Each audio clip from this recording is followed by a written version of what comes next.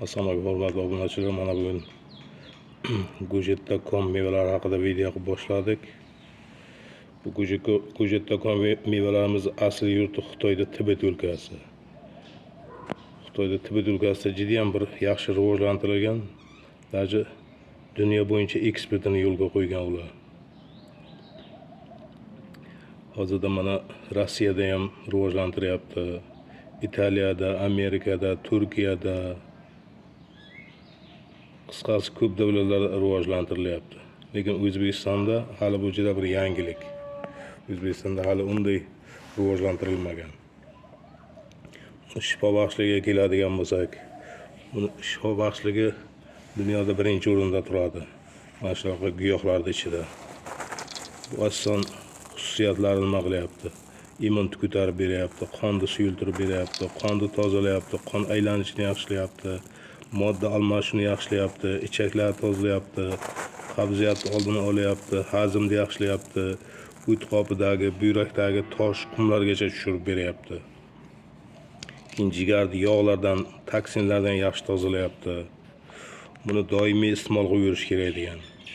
Agar doimiy iste'mol qilib yuradigan bo'lsangiz, sizda hech bir kasallik bo'lmaydi. Chunki ichak toza bu modda almashish yaxshi bo'lsa, qoningiz normada, suyuqda bo'lsa, immunitingiz baland bo'lsa, har qanday kasallik o'z-o'zidan so'rilib ketadi. Hozir bu iste'mol qiladigan kasalliklarimizdan sag'ir kasalligida iste'mol qilishyapti, yaxshi effekt beryapti. Keyin davlinada, suyak yemirishi, yurak yetishmovchiligi, bepushtlik, jigar siryozi, tanadagi og'doqlar, bo'g'in tortishlari, poliartritlar deyarli ana shu kasalliklarda iste'mol qilinyapti. Effekti yaxshi. Buni hozirda sotilyapti. Samarqand viloyati Paxtash tumani Tomo mahallasida sotilyapti. 100 grammi 70 ming, 1 kilosining narxi 550 ming. Ko'chatlarimiz ham sotilayotganda ko'chatlarimiz tugadi. Hozirda mana ko'karib turganlari bor, uzoq joylarga dastlabki qilish qiyin bo'lgani uchun yaqin oradagilar kelib olib ketishyapti.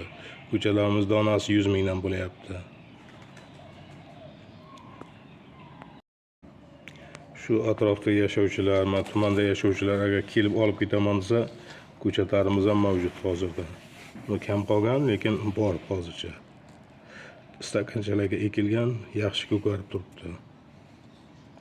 Keyin buni iste'moliga keladigan bo'lsak, buni iste'moli 15 gram ertalab, 15 gram obedga ovqatdan oldin deyilgan. Kechga iste'mol qilinmaydi. 15 gram dan kamroq ham iste'mol qilish mumkin. Boshlanishiga iloji boricha 15 gramdan kam iste'mol qilish kerak. Chunki tana tonimaydi-da. Buni tarkibi juda ham kuchli. O'sha uchun tanani salgina moslashtirib olib, keyin iste'mol qilish kerak. Buni iste'mol qilib boshlaganda boshlanishigacha 15 gramni 2 ga bo'lib iste'mol qilish kerak iloji bo'lsa. Ertalab obedga, keyin ikkinchi kunlardan keyiniga o'sha ertalab 15, obedga 15 gramdan iste'mol qilib boshlasa bo'ladi. Chunki tarkibi kuchli. Tarkibida 21 ta mikroelementi bor. Kaliy, kalsiy, magniy, sink, selen, yod, shundan bir germaniy degan elementi bor. Bu germaniy degani insonda bo'ladigan onkologik hujayralarni bloklab turar ekan, rivojlanishiga yo'l qo'ymaydi. Bu degani inson onkologiyaga chalinib qolmaydi. Keyin tarkibida 18 ta aminokislotasi bor. 18 ta aminokislota, limonda ham 18 ta bo'lmayganda aminokislota. Keyin mana asalari sutidan ham kuchli deyilgan. Keyin 8 ta polisaxarid, 8 ta monosakharid, 8 ta bikarotin deganlari bor. Omega 3, omega 6. Keyin vitaminlarga keladigan bo'lsak, vitaminlardan C vitamini, A vitamini, E vitamini, keyin B vitaminlardan B1, B3, B6, B9, B12 vitaminlari bor. Mana shu inson organizmi uchun B vitamini ham juda katta bir rol o'ynab beradi. O'sha uchun doimiy iste'mol qilib yuringizlar, har qanday kasal so'rilib ketadi iste'mol qilib yurganda. Mana ichaklar toza bo'lgandan keyin kasalliklar so'rilishi aniqda. o'zi inson organizmida ichakda juda bir katta roli borda. Inson sog'lom yashash uchun, uzoq umr ko'rish uchun. Buni doimiy iste'mol qilib yurgan odamda deyilgan semirib ketish bo'lmaydi. Keyin odamni yosh orttiruvchi, keyin umrni uzaytiruvchi xususiyatlari bor deyilgan. O'sha uchun doimiy iste'mol qilib yurgan inson uzoq umr ko'radi. Bu Gujit.com mevalarini asosan Xitoyda boshlanishida faqat shu imperatorlar iste'mol qilganda, oddiy xalqdan bular juda bir yashirin holda ushlangan. Ular qanday yashirin holda? Mana imperatorlarda maxsus suv havzalari bo'lgan. O'sha suv havzalarining yoniga ekilgandan keyin o'shandan suvga tushgan mevasi o'sha suvdan imperatorlar doimiy iste'mol qilib yurgan. O'sha uchun sog'lom yashagan ular. Doim iste'mol qilib yurgan insonda juda bir yaxshi effekt beradi. Deyarli har qanday kasalni yengib o'tsa bo'ladi. Masalan, o'zim jigar sirozga chalingandim. 2 yil xuddi dorini iste'mol qilgandek iste'mol qilib yurdim. Ya Xudoga shukr 19-20-yillarda iste'mol qilib yurdim. Ya jigar sirozdan ham qutuldim. Koronavirus даже tegmay ham o'tib ketdi menga. O'sha uchun qiziqingizlar buni Gujit.com mevalariga, shifo baxshligiga iloji boricha doimiy iste'mol qilishga harakat qilingizlar. Doimiy iste'mol qilish uchun bir ikkitagina ko'chatini ekib olish kerak. Ikkita ko'chati bo'lsa, siz oilaviy iste'mol qilishingiz kerak shunda. Ikkita ko'chati bir oilaga yetadi iste'mol qilishga. Qo'ng'iroq qilingizlar, maslahatlashingizlar. Maslahatli iste'mol qilgan yaxshida. Qo'ng'iroq qilib aytib, so'rab, surishtirib iste'mol qilsangiz yaxshi. Mana ko'zning nurini ham kuchaytiradi bu. Mana tanadagi oq dog'larni ham o'sha bilan davolayapmiz hozirda. Effekt yaxshi beryapti. Faqat bu uzoq vaqt davom etadigan narsa. Bu oq dog'larni meditsina ham davolayapti.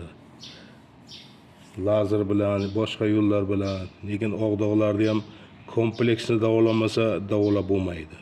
Chunki lazerni qo'yyapti, lazer teriga rang beryapti. Oradan 3 oy, 2 oy o'tib yana qaytalayapti. Ammo doimiy iste'mol qilib yuradigan bo'lsangiz, sizda oq dog'lar umuman qaytalamaydi. Chunki doimiy ichangiz toza bo'ladi. Meditsina ham hozir aniq bilmayapti oq dog'larni tanadagi. Qayerdan beryapti? Ichakdan beryapti yoki modda almashinuvi buzilganmi yo imun tushib ketganmi?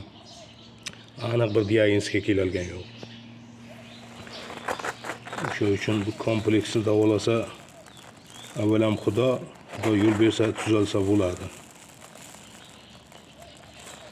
Keyin boshqa kasalliklarda ham mana ko'z nurida ham yaxshi effekt beradi.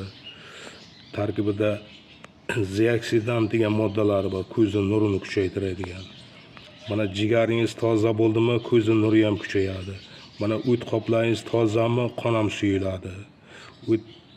Qonni quyulashiga ko'pincha o't qoplari tiqilyapti, o'shandan bo'ladi. Hozir hayotda olib qarasangiz, ko'p odamda o't qopi dimlanish, o'p qoti qaytgan. Ras shunaqa kasalliklar bormi? Qon quyulashi boraveradi, suyulmaydi. Quyulashi boraveradi. Ammo doimiy iste'mol qilib yurgan odamda qon me'yorda suyulib boradi.